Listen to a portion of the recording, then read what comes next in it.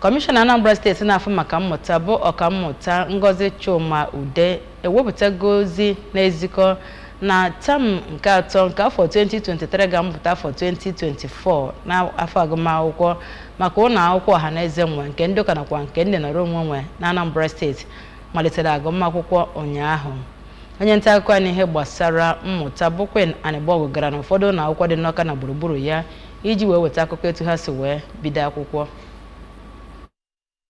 Ụfọdụ ndị ụlọ akwụkwọ ahụ ABS gara leta gụnyere Community Secondary School Umuokpuoka, Comprehensive Science and Technical College Nnọfịa, Ọkagbue Memorial Primary School Nnọfịa, Community Primary School, Uruekwo Primary School, ndị dịgasị n'Enugu Ukwu. Ndị ọzọ gụnyere Ọzara Primary School, Igwebike Primary School, Central School, All Saints Secondary School, ndị dịgasị na Bagana,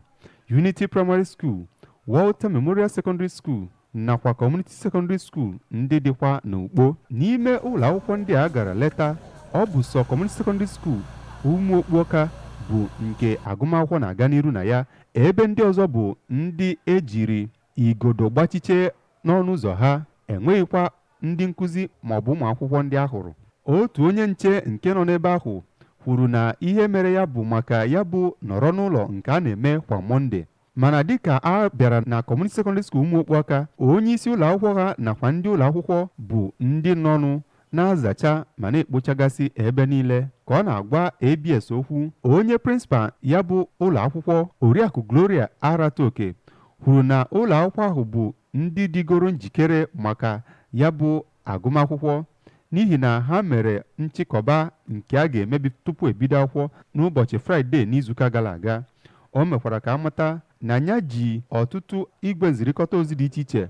wee zigasị ozi nyegara ndị nne na nna nakwa ụmụ akwụkwọ na ndị nkụzi wee kwado ha ka ha bido akwụkwọ n'oge kwesịrịnụ. Oriakụ Aratoke gwara ndị nkụzi na ụmụ akwụkwọ nakwa ndị nne na nna ka ha gbaa mbọ hụ na ha mere nke ọma n'oge agụmakwụkwọ a,